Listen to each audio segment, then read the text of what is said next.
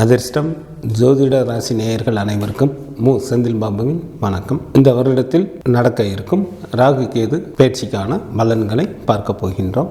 April மாதம் 26ஆம் தேதி சனிக்கிழமை மாலை 4:20 ராகு பகவான் பூரட்டாதி நட்சத்திரம் 4ஆம் பாதம் மீன ராசியில் இருந்து பூரட்டாதி நட்சத்திரம் 3ஆம் பாதம் கும்ப ராசியில் பிரவேசிக்கிறார். ஏப்ரல் மாதம் 26ஆம் தேதி சனிக்கிழமை மாலை 4:20 கேது பகவான் உத்திரன் நட்சத்திரம் 2ஆம் பாதம் கன்னிராசியில் இருந்து உத்திரன் நட்சத்திரம் 1ஆம் பாதம் சிம்ம ராசியில் பிரவேசிக்கிறார். ராகு மற்றும் கேது பகவானின் பயிற்சியினால் 12 ராசிகளில் பிறந்தவர்களுக்கும் என்ன பலன்கள் கிடைக்கப் போகின்றது, பரிகாரம் என்ன செய்யலாம் என நாம் பார்க்கலாம். ஆயுள் காரகரான சனி பகவானை ராசி அதிபதியாக கொண்ட கும்பராசி அன்பர்களே, ராகு பகவான் தங்களது ஜென்ம ராசிக்கும் கேது பகவான் தங்களது ராசிக்கு 7ஆம் இடத்திற்கும் வருவதால் தங்களுக்கு நன்மை தீமை என இரண்டும் கலந்த கலவையான பலன்களே நடைபெறும். இதுநாள் வரை இருந்து வந்த இன்னல்களையும் பண விரயத்தையும் குடும்பத்தில் இருந்த பிரச்சனைகளையும் தந்து வந்த ராகு பகவான் தங்களது ஜென்ம ராசியிலேயே அமர்வதால் பிரச்சனைகள் படிப்படியாக குறையும். எதையும் திட்டமிட்டு செய்யும் சாமர்த்தியம் ஏற்படும். பணவரவு அதிகரிக்கும். தங்களுக்கு இருந்த கடன் பிரச்சனைகள் விரைவில் முடிவிற்கு வரும். பண விஷயத்தில் கவனம் தேவை. யாருக்கும் ஜாமீன் கையெழுத்து போட வேண்டாம். குடும்ப விஷயங்கள் மற்றும் தொழில் ரகசியங்களை யாரிடமும் பகிர்ந்து கொள்ள வேண்டாம். தங்களது ஜென்மராசி என்பது கௌரவம், செயல்தன்மை, கீர்த்தி, செல்வாக்கு, புகழ், பெருமை, ஆற்றலை குறிக்கும் இடமாகும். தங்களது ஜென்ம ராசியிலே ராகு பகவான் அமர்ந்து இருப்பதால் தங்களது உடல் ஆரோக்கியத்தில் மருத்துவரின் ஆலோசனைப்படி நடந்து கொள்வது நல்லது.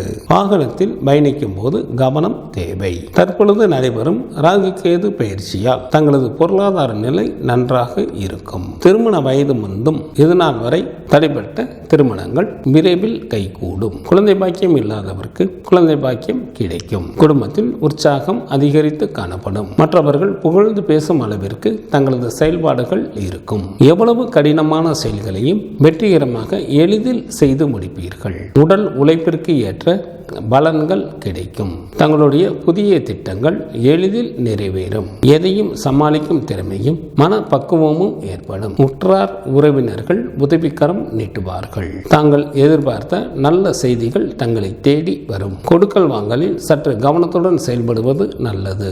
உத்தியோகத்தில் உள்ளவர்களுக்கு பதவி உயர்வு கிடைக்கும். சற்று அதிக அளவு உழைக்க நேரிடும். தாங்கள் வேலை செய்யும் இடத்தில் மேலதிகாரிகளோடு கருத்து வேறுபாடுகள் தோன்றுவதற்கு வாய்ப்புகள் உள்ளதால் பொறுமையுடனும் நிதானத்துடனும் நடந்து கொள்வது நல்லது.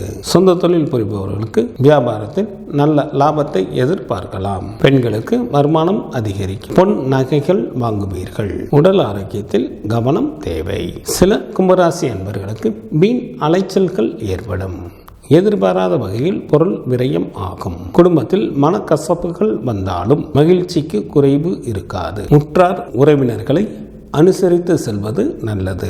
தங்கள் ஜென்ம ராசியில் ராகு பகவானும் ராசிக்கு 7ஆம் இடத்தில் கேது பகவானும் சஞ்சாரம் செய்வதால் வீட்டில் கந்தசஷ்டி கவசம் பாராயணம் செய்வது தங்களுக்கு நன்மையை தரும். ராகு காலத்தில் பத்ரகாளி அல்லது துர்க்கை அம்மனுக்கு எலுமிச்சம்பழத்தில் விளக்கேற்றி அம்மனையும் காலபைரவனையும் வழிபாடு செய்வது நல்லது. சிவ பஞ்சாட்சர மந்திரத்தை கூறி வருவதால் தங்களது வாழ்க்கைக்கு தேவையான பலத்தை பெற இயலும். நெல் கிரகங்களான ராகுவும் கேதுவும் ஒவ்வொரு ராசியிலும் 18 மாதங்கள் தங்கி சுப அசுப பலன்களை தருவார்கள். ராகு கேது பகவான்கள் சாயா கிரகங்கள் ஆகும். ராகு பகவான் கருணாக பாம்பு, கேது பகவான் சென்னாக பாம்பு. இந்த கிரகங்கள் மனிதர்களுடைய வாழ்வில் பல்வேறு மாற்றங்களை ஏற்படுத்தும். இந்த கிரகங்கள் சாதகமான இடத்தில் அமர்ந்துவிட்டால் ஜாதகர் வாழ்வில் நல்ல யோகங்களை பெறுவார். ஜாதகத்தில் ராகு கேது சரியாக அமையவில்லை என்றால் வாழ்வில் பல்வேறு பிரச்சனைகளை உண்டாக்குவார்கள். திருமண தடை, வியாபாரத்தில் விரயம், வீண் பிரச்சனைகள், விரக்தி, பொது பிரச்சனைகள், வீண் பழி, குடும்ப பிரிவு மற்றும் துஷ்ட சக்திகளால் தொல்லை போன்றவைகள் நிகழும். ஜனன ஜாதகத்தில் ராகு பகவான் மற்றும் கேது பகவானுக்கு 3, 6, 11 ஆகிய இடங்கள் நல்ல பலன்களை தரக்கூடிய பாவங்கள் ஆகும். ராகு மற்றும் கேது பகவானுக்கு 3, 7 மற்றும் 11 என பார்வைகள் விசேஷமானது. ஜாதகத்தில் ராகு கேது பகவான்கள் மேசம், ரிஷபம், கடகம், கன்னி, மகரம் ஆகிய வீடுகளில் இருந்தால் நல்ல வலுவான யோகம் உண்டு என சாஸ்திர நூல்களில் கூறப்பட்டு உள்ளது. ஒருவருடைய ஜாதகத்தில் லக்னம் 2, 7 மற்றும் 8ஆம் வீடுகளில் ராகு அல்லது கேது பகவான் இருந்தால் அந்த ஜாதகருக்கு ராகு கேது தோஷம் உண்டு. இந்த அமைப்பில் எந்த ஒரு ஜாதகர் பிறந்து உள்ளாரோ அதே போன்ற அமைப்பினை கொண்ட ஜாதகத்தை வரனாக அமைத்தால் மிகவும் நல்லது.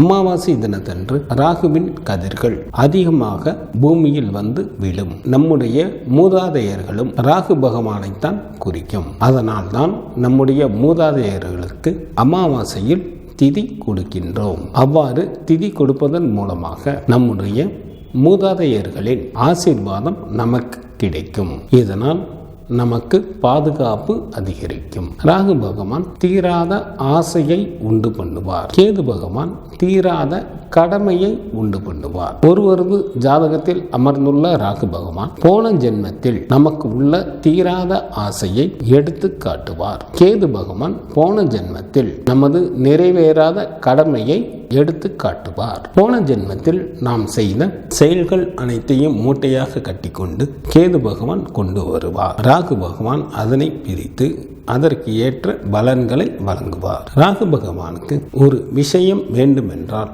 அடுத்தவர்களின் மூலமாகத்தான் அந்த வேலையை நிறைவேற்றிக் கொள்வார். நமது ஜாதகத்தில் லக்னத்தில் இருந்து ராகு பகவான் எந்த பாவத்தில் இருக்கின்றாரோ அந்த கிரக பாவக காரகத்துவங்கள் எவ்வளவு கொடுத்தாலும் ஜாதகருக்கு பற்று தீராது. நமது ஜாதகத்தில் லக்னத்தில் இருந்து கேது பகவான் எந்த பாவத்தில் இருக்கின்றாரோ அந்த கிரக பாவக காரக தத்துவ விஷயங்கள் ஜாதகருக்கு பற்று இல்லாமல் கடமைக்கே செய்வார். இந்த ராகு கேது பெயர்ச்சியில் எந்த பாவத்தில் ராகு மற்றும் கேது பகவான் உள்ளதோ அதற்கு ஏற்ப பரிகாரம் செய்யலாம். பொதுவான பரிகாரமாக திங்கட்கிழமை சிவன் கோயிலுக்கு சென்று வழிபாடு செய்வது மிகவும் நல்லது. ஜாதகத்தில் ராகு கேதுக்கள் உள்ள நட்சத்திரத்தின் அதிதேவதைக்கு அர்ச்சனை செய்யலாம். பாம்பின் மேல் பள்ளி கொண்டிருக்கும் பெருமாள் கோவிலுக்கு சென்று வழிபாடு செய்வதும் நல்லது. ராகு கேது பகவான்களின் காயத்ரி மந்திரங்களை கூறுவதன் மூலமாகவும் தோஷத்தை நம்மால் குறைக்க இயலும். ராகு மற்றும் கேது பகவானிற்கு சொந்த வீடுகள் இல்லை.